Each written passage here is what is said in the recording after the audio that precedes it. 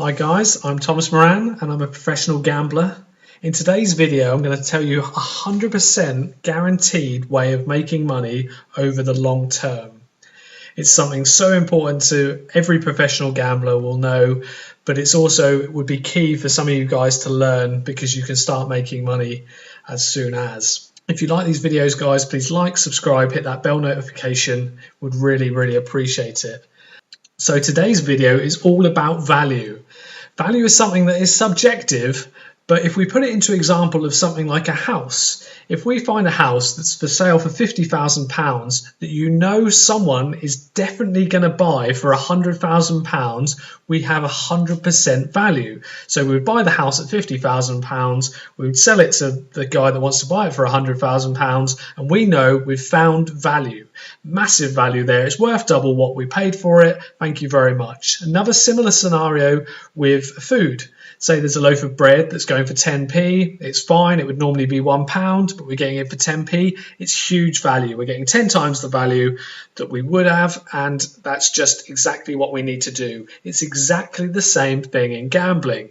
What bookmakers do is they'll price up a market like a boxing fight right here with the Anthony Joshua fight, and if you can find value in those odds, if you think Anthony Joshua is an absolute shoo-in at 1-8, you think there's no way he can lose, he should be 100-1 on, not me personally, but if you did, then that is finding value. And that, if you can find value on a consistent basis, you will 100% guaranteed make money over a course of a long period of time.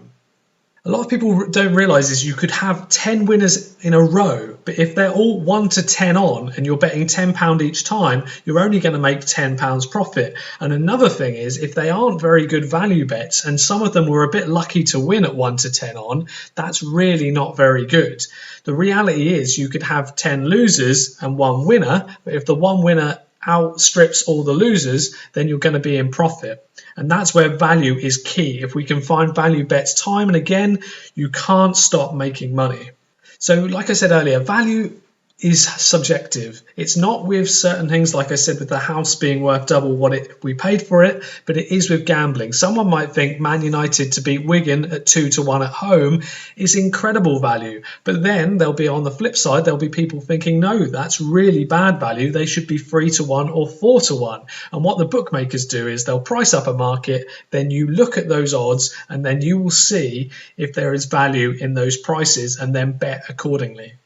One of the best examples I've had of betting value was when I was at university and Manny Pacquiao was fighting Oscar De La Hoya.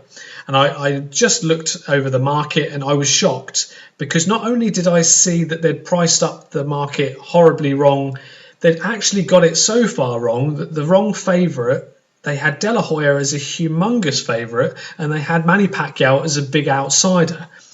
Even more so, I was watching all the predictions and everyone was saying that De La Hoya was going to win, he's going to be too big and he's too classy. So in my head, Manny Pacquiao, he was odds of 10-3, so 3.3 on Betfair, it's 4.33, but you're getting 3.3 times your money if he wins. And I was thinking, he must be, in my head, he's a 1 to 10 shot, and actually not a bad 1 to 10 shot. So if I put £10 on, I would get £1 profit. I don't bet at those odds, but if I did, I thought that was an okay bet. Instead, if we put £10 on, if I put £10 on, I'd have won £33.33 profit. So instead of £1, I'm making 33.33 times that. So what I did is obviously get as much money as I could together because I was so confident. I told people, and he did. I think he won in the 10th round. He won every round, and Manny Pacquiao destroyed him, really. Oscar De La Hoya retired on his stool, and that is the definition of value. And not only with the definition of crazy value that I got there, it was the fact that I staked it accordingly. people don't realize is if you find value, you have to stake it accordingly rather than the price. So many gamblers that I know will bet on the price. So if it's 2 to 1, they might bet £10. If it's 5 to 1, they might bet £3. It's all staked like that. Whereas if I see a 50 to 1 shot that's humongous value, you might see me betting £100, £200 on it, which and on the flip side of that, I might only be having £10 at 2 to 1 on a horse because I think there isn't a lot of value there. It's about right, but I still think it's going to win. And that's what gets confusing for people. So in that example, I had my £600 on Manny Pacquiao at 10 to 3 and I won £2,000. So luckily what I did with the Manny Pacquiao situation, which was more luck than judgment really because I didn't realise value at the time, I was only 18, 19, was the fact that I managed to get as much money as I could. Whereas if I'd have just put, say, £10 on to win 33 profit, it's still great profit, but it's not the £2,000 that I made. And that's what staking accordingly is so important. There's an example here on Betting Expert of ways of identifying value bets, and this example is used a lot in betting. So basically, if you have a coin flip where you've got heads and tails, it's a fair game and two bookmakers are going to give you even money on each side. That's a perfectly fair game. So if you say bet £100 10 times, you should get your money back. If it was 5 flips both sides, you would get your money back. There's no value in that. It's not a terrible bet, but it's not a value bet. Whereas if you had two bookmakers saying, oh, I'll give you 6 to 5, and so you've got 6 to 5 on both sides, not only is that an arbitrage bet, which I've talked about in one of my previous videos where you could guarantee money if you backed both sides, but if you just backed individually and you just backed, say, 10 times at 6 to 5, you are going to make, because there's 20% value in that bet, you will make money. And if you take that over the completely long term, you will guarantee money because you've got 20% value in that bet. And that is so, so important. So here is an example of a boxing fight coming up in June. I don't know if it will go ahead with everything that's going on in the current climate, but let's say it goes ahead. What they've done is the bookmakers have priced Anthony Joshua up against Pulev at 1 to 8 on. Pulev is 7 to 1 and the odds on the draw are 40 to 1. For me, I look at this and straight away I realise that I think the bookies have got it right. I don't think there's any value in 1 to 8.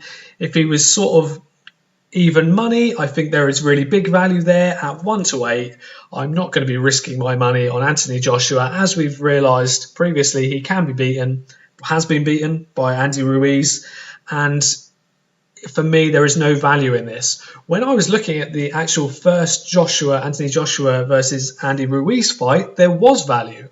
So basically, Joshua was 1 to 50 on in many places, and you had Andy Ruiz, who you could actually get at 33 to 1. For me, I like Ruiz. I thought he was a good fighter. Do I think he's better than Joshua? No, I thought size was going to play a part. But, and this is where value is key, he was 33 to 1. So if Anthony Joshua and Andy Ruiz fought 33 times, he would only need to win 1 to break even. And I knew that best case, or worst case, he is probably an 8 to 1 shot in that situation, because we know Joshua's chin and he has had trouble lasting the distance in times.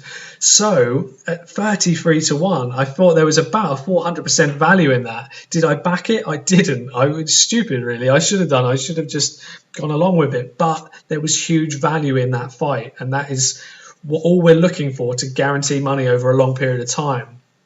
I did have a bit of a result at uni again. Amir Khan was fighting Marco Antonio Barrera, and I looked at the odds thinking he's going to be such a strong favourite. There's no way that they'll price Barrera up at any kind of odds. He was getting old and everything. They priced Amir Khan even money for Barrera, 20 to 1 the draw. As soon as I saw that, I had to double check it and I triple check it. After that, I was telling everyone that Amir Khan's going to win, because I actually thought he was about a 1 to 10, 1 to 20 chance. So we're pretty much getting 20 times the value we should on the odds. So it means I need to get as much money as I can on it. I did. I got £2,500, put it on Amir Khan just to win the fight, and like I say, he won the fight quite comfortably on a technical decision, but he'd won every round and he was beating him up. Barrera was cut. And instead of my 2,500 that I would have put on at at the odds that I think they should have been, about 1 to 10 or 1 to 20, I would have only made £125, which wouldn't have been worth my risk. But on the flip side of that, my 2,500 made me another 2,500, and that was a massive value bet, and it was definitely worth the risk. And that another example of value being key. Some people will look at my YouTube channel and they might think that because I do bet small on small odds sometimes, so I might have £10 on at 2 to 1, and they'll be like, oh, you're not a professional gambler because you can't make enough. But for me, it's because there's very little value in that bet at 2 to 1. I think that's about the odds. I still think it will win, so I'm still going to back it, but there's no real massive value, so I'm only going to have £10. But another story for you guys is, not many people will know this, when I was working at William Hill, I actually saw a 100 to 1 shot, and in my head, it was a horse, it was only a 5-runner field, very weak race, and I thought it was an absolutely massive price. I kept looking over it, thinking the night before, why is it 100 to 1? It can't be. So I got a lot of money together. I got £900 and I put it on at 100 to 1. Long and short of it is that horse lost. But on the run up to that, throughout the day, everyone was backing it back. And before the off, it was 6 to 1. So even though it lost, it was an incredibly big value bet that was just, because I saw all the indicators that it should have been probably about 6 to 1 was my opinion. Why it's 100 to 1, I will never know. And so my £900 would have made me a fortune in comparison to £900 at 6 to 1, 5,400, which is incredible. But if it would have won, we're looking at 90 grand, and that's the difference. So how do bookmakers make money? Because it all seems fun. If we can always find value, then it's fantastic. We should all be winning, right? Of course. But finding value is hard, number one, and that it doesn't come around that often to find value of the examples I've used there. But basically, how bookmakers make money is in this bottom left-hand corner of this market at VAL at the 110 today, there's a thing called the best book. It says 120%. That is the over round. So basically, if you backed every single runner in that race to win, say £100, if you backed a horse accordingly, so at even money you backed £50 to win, to get £100 back, if you did that with every horse, you would lose 20% of your whole amount you've staked. So £100, you would lose £20 guaranteed if you did that with and that's why bookmakers will make money. And that 20% is off all the best odds from all the best bookmakers.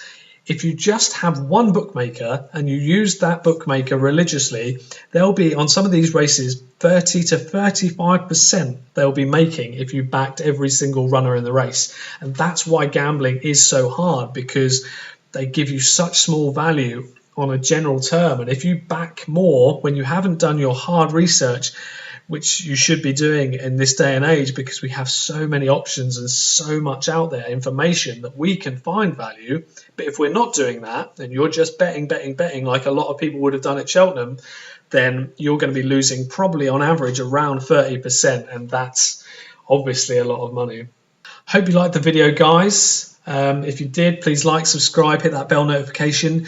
Any questions? I understand some of these are strange concepts and I might not be explaining it the best. I've been doing it so long that some of it's become a bit routine and probably got some bad habits. But basically, yeah, please comment below. And I hope you're doing okay in this sort of hard period of time at the moment. And always remember to wash your hands. Take care, guys.